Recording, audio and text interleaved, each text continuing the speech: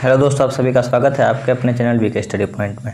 जैसा कि आप सभी जानते हैं कि मैं डेली समाचार पत्रों का विश्लेषण कर रहा हूं, उसी कड़ी में ये समाचार जो है 17 जून का समाचार है। तो समय को न लेते हुए शुरू करते हैं। न्यूज़ क्या है आइए देखते हैं। ट्विटर का सोशल मीडिया मध्यस्थ का दर्जा छीना, दर्ज हुई FIR। सबसे पहले समझते हैं कि ट्विटर एक सोशल मीडिया साइट है जिससे कि सूचनाओं का आदान प्रदान की जाती है। मध्यस्थ का मतलब इंटरमीडिएटरी।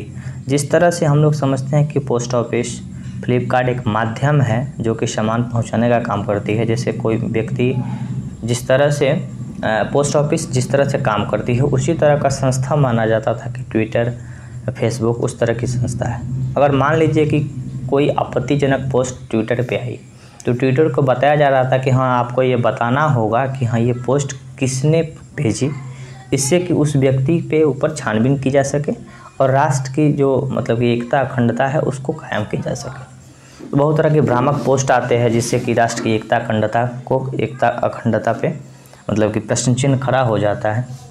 तो इसके लेकर इसके ऊपर बहुत सारी बातें कही जा रही थी, लेकिन ये नहीं माना और अंत में इसके ऊपर FIR कर दी गई। बार बार चेताए जाने के बाद IT नियमों का पालन न करने के कारण मध्यस्थ इंटरमीडिएटरी प्लेटफॉर्म, इंटरमीडिएटरी का मतलब होता है कि जैसे मान लीजिए कोई व्यक्ति सूचना भेजा ट्विटर के पास, ट्विटर हर लोगों के पास प्रसारित किया, तो ये एक मध्यस्थ कंपनी के रूप में काम करती थी।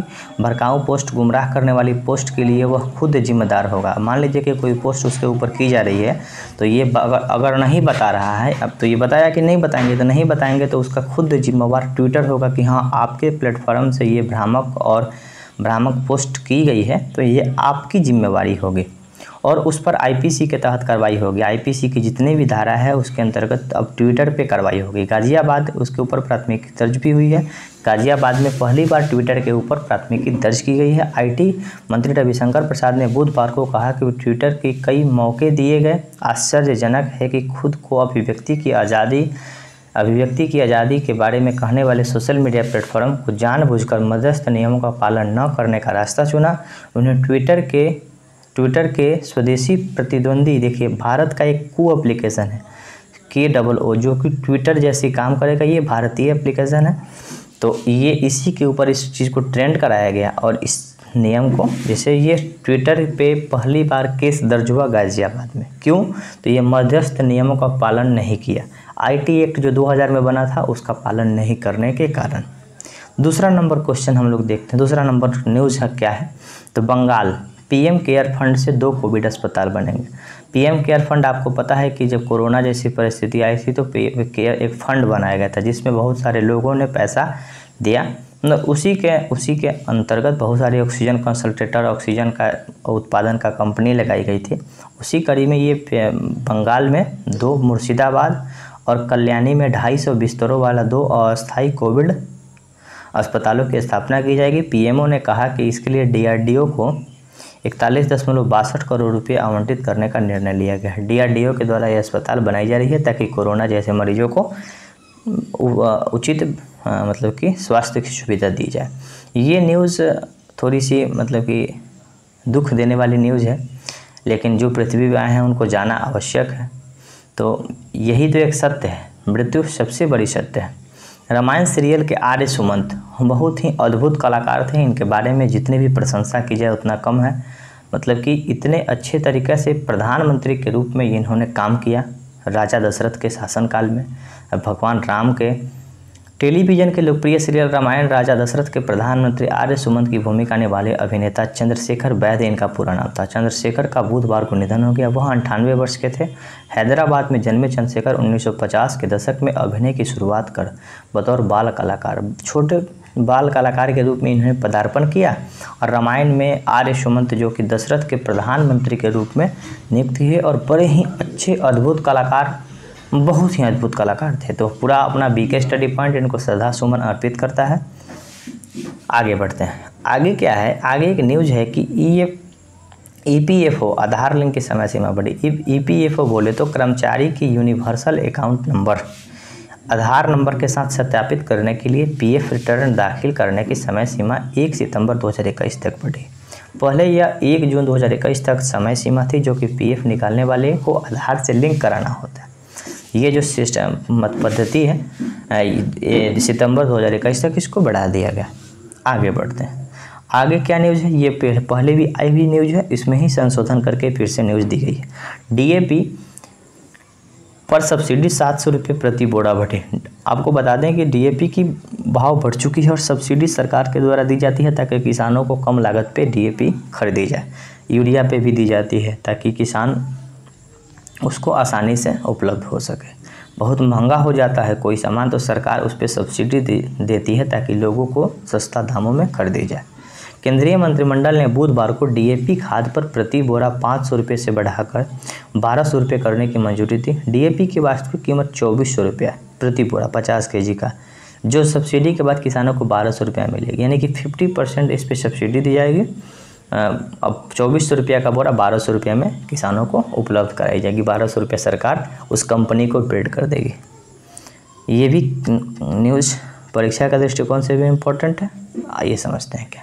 भारतीय मूल की सरला विद्या अमेरिका में जज नामित हुई। भारतीय मूल की सरला विद्या एक महिला है जो कि अमेरिका में संघीय न्यायालय के पद पे जज के रूप में जज के रूप में नामित की गई है। अमेरिका के राष्ट्रपति जो बिडेन ने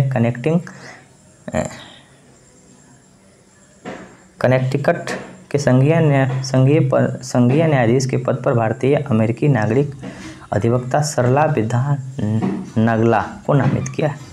ठीक है ना, तो ये बस जानना आवश्यक है कि सरला विद्या को वहाँ की जज के रूप में नामित किया गया। आने वाले समय में देखा जाएगा कि हाँ ये जज बनती हैं या नहीं, अभी फ़िलहाल नामित की गई है।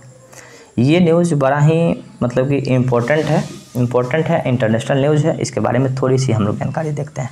अमेरिकी रूस ने जारी तनातनी के बीच मिले बाइडेन और पुतिन।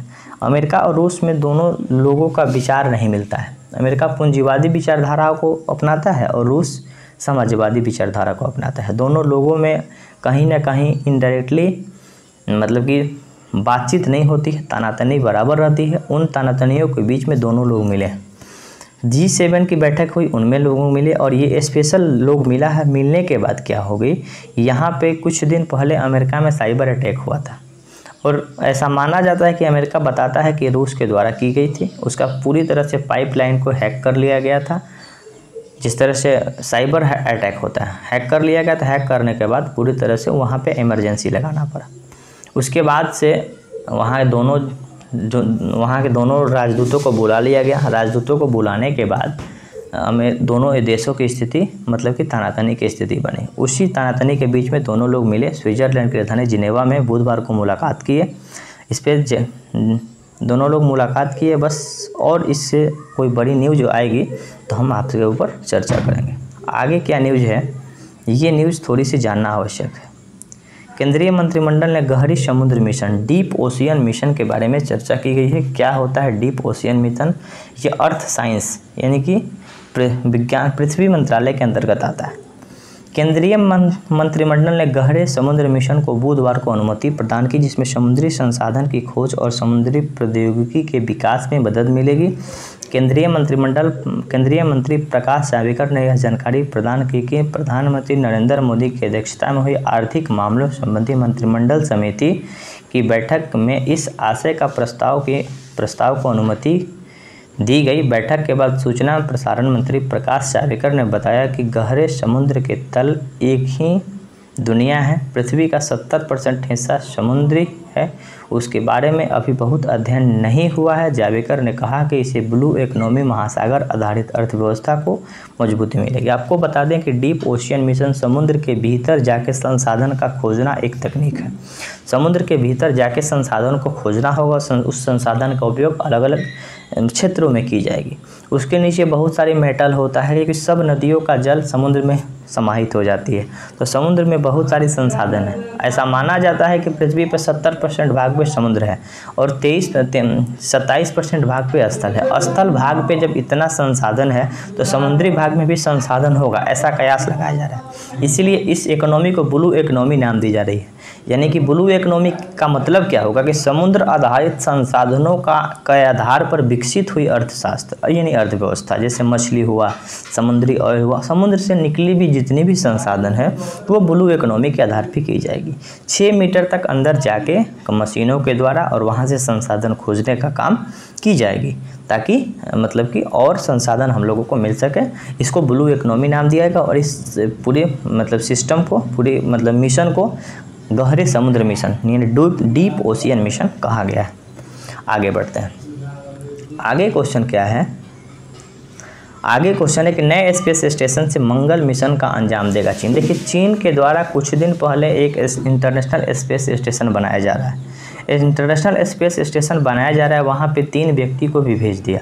इस न्यूज़ में आप लोग देख सकते हैं कि यहाँ पे 3 व्यक्ति को यहाँ पे भेज चुका है। इस पूरी तरह से हम लोग न्यूज़ को देख लेते हैं। चीन के लिए बाएं हाथ का खेल बन जाएगा मंगल ग्रह पर पहुँचना। तो वहाँ पे एक इंटरनेशनल स्पेस स्टेशन बनाया। यहाँ पे हम लोग देख सकते हैं इस न्यूज़ में, यहाँ एक न्यूज़ है, आप लोग देखिएगा फिर से। इंटरनेशनल स्पेस स्टेशन जिसकी स्थापना 1998 में की गई थी। किसके द्वारा की गई थी? तो ये नासा के वैज्ञानिक यानी अमेरिका के वैज्ञानिक, जैक्सा बोले तो जापान, यहाँ पे सब लिखा हुआ है। यहाँ आप लोग देख सकते हैं, यहाँ लिखा हुआ है, इसको मैं हटा देता हूँ।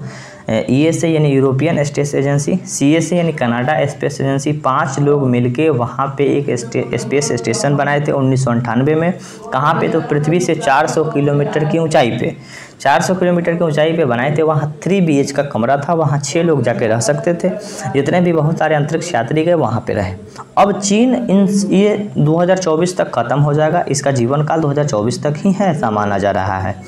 चीन के द्वारा अब एक स्पेस स्टेशन बनाया जाए जिसका नाम है तिहाने, और स्पेस स्टेशन का एक पार्ट वहाँ पे भेजा है और एक पार्ट में मतलब फिर से बनाने के लिए, व्यवस्थित करने के लिए 3 व्यक्ति को भेजा है।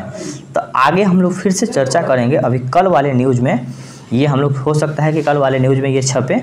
फिलहाल हम लोगों को ये देखना होगा कि अभी 39 दिन के लिए लोगों को भेजा जा रहा है, 3 व्यक्ति को।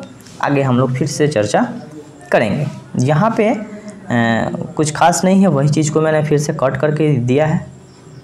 और हाँ, ये न्यूज़ थोड़ी सी जानना आवश्यक है कि सोना पर अनिवार्य हॉलमार्क से छोटे कारोबारियों की छूट।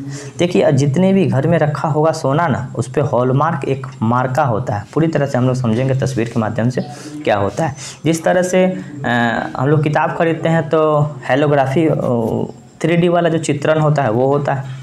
हम लोग कृषि उत्पाद खरीदे तो एक मार्क नाम का मार्किंग होता है। सोना खरीदने जाते हैं तो हॉल मार्किंग होना चाहिए, तब जाके पता चलेगा कि हाँ ये सोना शुद्ध है। तो ग्राहकों के बेहतर सुरक्षा की संतुष्टि के लिए केंद्र सरकार ने हॉलमार्क नियम व्यवस्था लागू की। हॉलमार्क काहे के लिए लागू की जा रही है? तो ये धोखाधड़ी से बचने के लिए की जा रही है।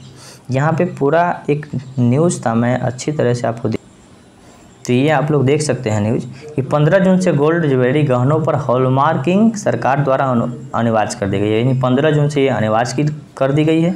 यहाँ पे कलाम जी का एक कोटेशन है, देख लेते हैं। If you fail never give up because fail means first attempt in learning. तो कलाम जी अद्भुत व्यक्ति थे, कलाम जी कमाल के थे, बस मैं यही कहूँगा। आगे बढ़ते हैं। क्या होता है गोल्ड ज्वेलरी हॉलमार्किंग? यानी हॉलमार्किंग क्या होता है? इस तरह से हॉलमार्किंग का निशान बनता है। यहाँ देख सकते हैं कि ये ज्वेलरी का कोड है। यहाँ पे हॉलमार्किंग का पहचान है, कहाँ से, किस सेंटर से हॉलमार्किंग कराया जाता है। भारत में लगभग 200 के आसपास में, 276 के आसपास में हॉलमार्किंग सेंटर है। और यहाँ पे शुद्धता 22 कैरेट का सोना होगा, 18 कैरेट का सोना होगा। हम आगे बताएंगे कि हाँ किस कैरेट सोना में कितनी सोना होती है। और BSE बोले तो ब्यूरो ऑफ इंडियन स्टैंडर्ड, जो कि भारत सरकार के द्वारा हॉलमार्किंग दी जाती है, उसका एक संस्था है, उसका मार्किंग होगा।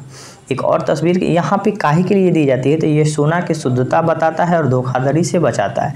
भारत सरकार ने 15 जून से गोल्ड ज्वेलरी की हॉलमार्किंग अनिवार्य कर दी गई है। अब ज्वेलर बिना हॉलमार्किंग का सोना नहीं बेच सकेंगे। ये ब्यूरो ऑफ इंडियन स्टैंडर्ड के डायरेक्टर जनरल है प्रमोद तिवारी, इनके द्वारा की गई है। यहाँ पे देखते हैं कि 14, 18 और 22 ज्वेलरी पर होगी हॉलमार्किंग।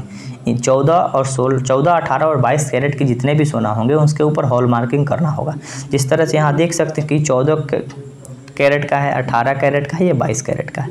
इस तरह से मार्किंग करना होगा। तो 14 जो कैरेट का सोना होगा उसमें 58% गोल्ड होता है, 18 कैरेट में 75% गोल्ड होता है और 22 कैरेट में 91.66% गोल्ड होता है। और इसमें अलग तरह का तांबा भी मिलाया जाता है। सबसे शुद्ध सोना 24 कैरेट का होता है। कैरेट के हिसाब से सोना की शुद्धता आपको दी गई है। अब ये कंटेंट मैं टेलीग्राम पे शेयर कर दूंगा, टेलीग्राम का लिंक डिस्क्रिप्शन बॉक्स में मिलेगी। यहाँ पे बस यही सब न्यूज़ है जो कि हम लोग देख सकते हैं। सरकार द्वारा कोविड-19 महामारी को देखते हुए 1 जून की समय सीमा बढ़ाकर मंगलवार को सोने की आभूषण पर संबंधित वस्तुओं पर हॉलमार्किंग अनिवार्य हो गई है। नए दिशा निर्देश के अनुसार भारत भर के ज्वेलर्स अब 14, 18 और 22 कैरेट के सोने के सामान बेचने की अनुमति होगी। सरकार के अनुसार पिछले 5 वर्षों में हॉलमार्किंग केंद्रों में 25% वृद्धि हुई। प्रमाणन केंद्रों की मौजूदगी क्षमता के समय साथ भारत में प्रति वर्ष लगभग 14 करोड़ वस्तु की हॉलमार्किंग करने की क्षमता है। तो ये इस तरह से आप लोग देख सकते हैं किस तरह से सोना पे हॉलमार्किंग करना आवश्यक हो जाएगा। तो ये आने वाले समय में और कोई न्यूज़ आएगी तो हम लोग चर्चा करेंगे। फिर अगले वीडियो में मिलते हैं, तब तक के लिए धन्यवाद। आप लोग वीडियो को शेयर करिए, लाइक करिए, कमेंट करिए। धन्यवाद।